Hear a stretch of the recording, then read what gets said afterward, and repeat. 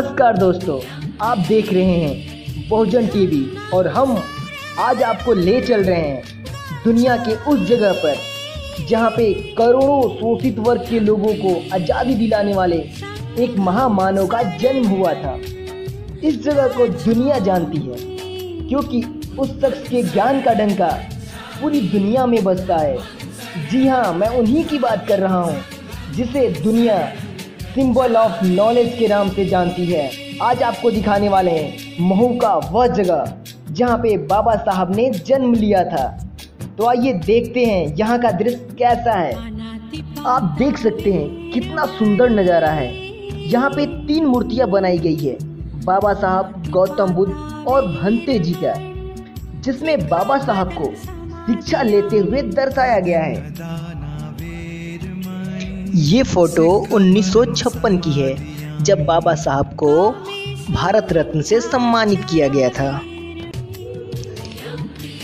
ठीक उसके बगल में ये जो फोटो लगी है, ये फोटो 1941 की है जिसमें महू के बाबा साहब के साथ जितने भी उनके कार्यकर्ता और उनके साथी थे वो सभी इस फोटो में दिख सकते हैं। जो बाबा साहब ने संविधान लिखा था उसकी कॉपी डॉक्टर राजेंद्र प्रसाद को देते हुए इस तस्वीर में दर्शाया गया है। ये तस्वीर तब की है जब बाबा साहब ने देहू में एक बौद्ध विहार में भगवान बुद्ध की मूर्ति की प्रतिस्थापना किए थे। ये तस्वीर 1956 की है जब बाबा साहब ने 1956 में नागपुर की धरती पे 5 लाख लोगों के साथ बौद्ध धर्म की दीक्षा लिए थे और उन्होंने कहा था कि हिंदू धर्म में मैं पैदा हुआ, ये मेरे बस की बात नहीं थी, लेकिन एक हिंदू के रूप में मरूंगा नहीं। ये तस्वीर तब की है जब बाबा साहब हिंदू कोर्ट बिल को 1957 में भारतीय चिंतकों के सम्मुख प्रस्तुत करते हुए उक्त बिल महिलाओं के अधिकार, पुरुषों के समान अधिकारों से संबंधित था। 1924 में बाबा साहब ने समता सैनिक दल की स्थापना की थी। इस तस्वीर में बाबा साहब समता सैनिक दल के सैनिकों के साथ खड़े हैं। जब 1947 में मंत्रिमंडल का गठन हुआ था तब की ये तस्वीर है। इस तस्वीर में डॉक्टर राजेंद्र प्रसाद, जवाहरलाल नेहरू आदि बड़े दिग्गज नेताओं के साथ बाबा साहब बैठे हुए हैं। ये तस्वीर 1956 की है। इस तस्वीर में बाबा साहब और माई साहब धम्म दीक्षा के अवसर पे बैठे हुए हैं। ये तस्वीर 1932 की है जब बाबा साहब ने पूना पैक्ट की मांग की थी और इसी मुद्दे पे गांधी जी से चर्चा करते हुए। ये तस्वीर 1956 की है जब बाबा साहब काठमांडू में भाषण दे रहे थे।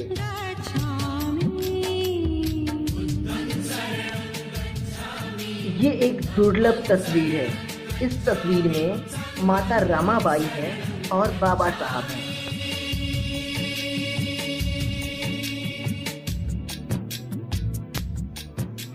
ये तस्वीर प्रथम गोलमेज सम्मेलन की है। इस तस्वीर में बाबा साहब दलितों के अधिकारों की मांग कर रहे हैं। ये तस्वीर लोकसभा की है। इस तस्वीर में बाबा साहब हिंदू कोर्ट बिल के प्रश्नों का उत्तर दे रहे हैं। इस तस्वीर में बाबा साहब विचित्र मुद्रा में और भाव मुद्रा में बैठे हुए हैं। ये तस्वीर तब की है जब बाबा साहब को कोलंबिया यूनिवर्सिटी में LLD की उपाधि से सम्मानित किया गया था। ये तस्वीर 1942 की है। इस तस्वीर में इंदौर में बाबा साहब अपने कार्यकर्ताओं के साथ बैठे हुए हैं। इस तस्वीर में बाबा साहब महाराष्ट्र और कर्नाटक के कार्यकर्ताओं के साथ खड़े हैं। इस तस्वीर में बाबा साहब को श्रम मंत्री के रूप में मुद्रा समाचार पत्र का वाचन करते हुए दर्शाया गया है। आप देख सकते हैं किस तरह से इस जगह में गलियों में फोटो की गैलरी बनाई गई है जो बिल्कुल बाबा साहब की हिस्ट्री दर्शाती है। इस तस्वीर में बाबा साहब महिला कार्यकर्ताओं के साथ खड़े हैं। इस तस्वीर में बाबा साहब पीएन राजभोज के साथ खड़े हैं। इस तस्वीर में बाबा साहब महार रेजिमेंट के सैनिकों के साथ खड़े हैं। अब हम आपको ले चल रहे हैं नीचे की ओर। अभी आप जो देख रहे थे वो इस फ्लोर के ऊपरी परत पे था। अब हम आपको ग्राउंड फ्लोर में ले चल रहे हैं नीचे। सीढ़ियों से आप जैसे ही नीचे की तरफ जाएंगे तो आप देखेंगे कि यहाँ पे बाबा साहब की एक मूर्त लगाई हुई है जो कि देखने में बिल्कुल ही बहुत ही सुंदर है। और आप देख सकते हैं इस मूर्त के ठीक बगल में एक छोटी सी बाबा साहब की मूर्त लगाई हुई है। और हम अब इसके गेट पे आते हैं। ये नीचे का गेट है और इसके बगल में आप देख सकते हैं कितना सुंदर नज़ारा है यहाँ पे। और ये यहाँ पे बौद्ध विहार कार्यालय भी है।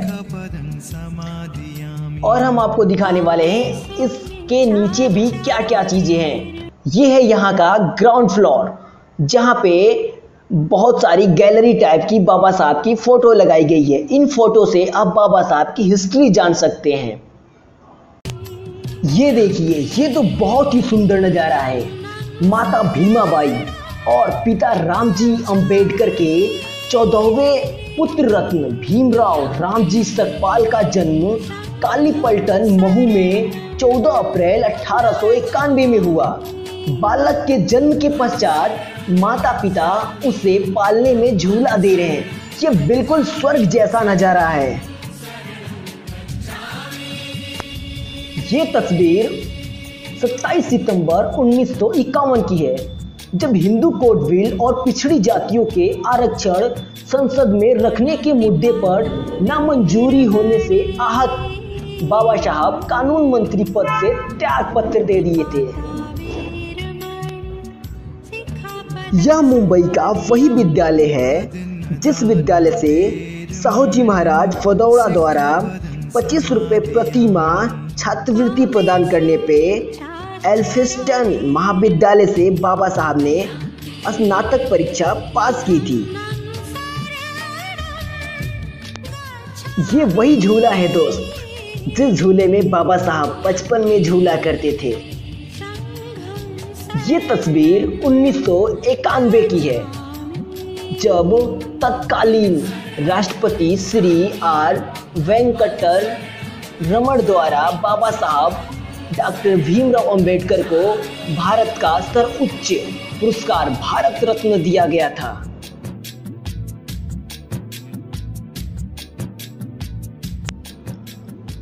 इस तस्वीर में बाबा साहब अपनी पत्नी के साथ बैठे हुए हैं।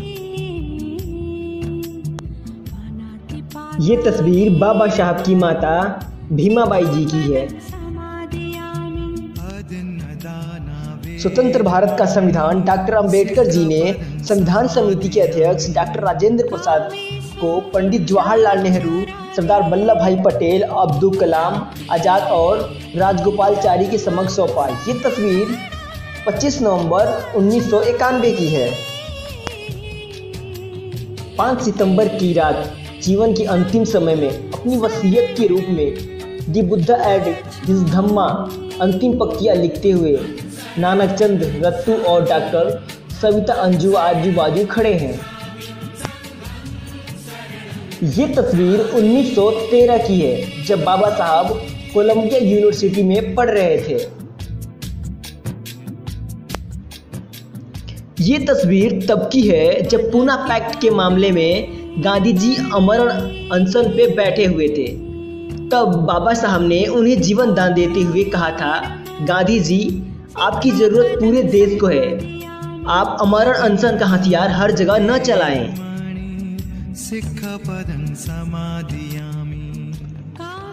ये तस्वीर 1935 की है जब बाबा साहब ने रौतला परिषद में सन 1935 में मैं हिंदू पैदा हुआ यह मेरे बस में नहीं था, परंतु मैं एक हिंदू के रूप में मरूंगा नहीं की सिंह गर्जना की थी।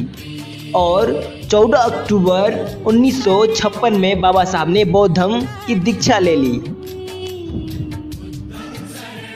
ये तस्वीर 1956 की है, जब बाबा साहब ने नेपाल की राजधानी काठमांडू में आयोजित चतुर्थ विश्व बौद्ध सम्मेलन में शरीक हुए थे। हिंदू कॉलोनी दादर में स्वयं का निवास गृह बनवाकर उसे राजगृह नाम देकर डॉक्टर अंबेडकर जी ने अपनी 26,000 पुस्तकों के लिए उसमें जगह बनवाई। ये वीडियो आपको कैसी लगी ये कमेंट में हमें जरूर बताएं। अगर अच्छी लगी तो शेयर करें और ऐसी वीडियो देखने के लिए सब्सक्राइब करें और सबसे पहले देखने के लिए बेल आइकन दबाना बिल्कुल ना भूलें।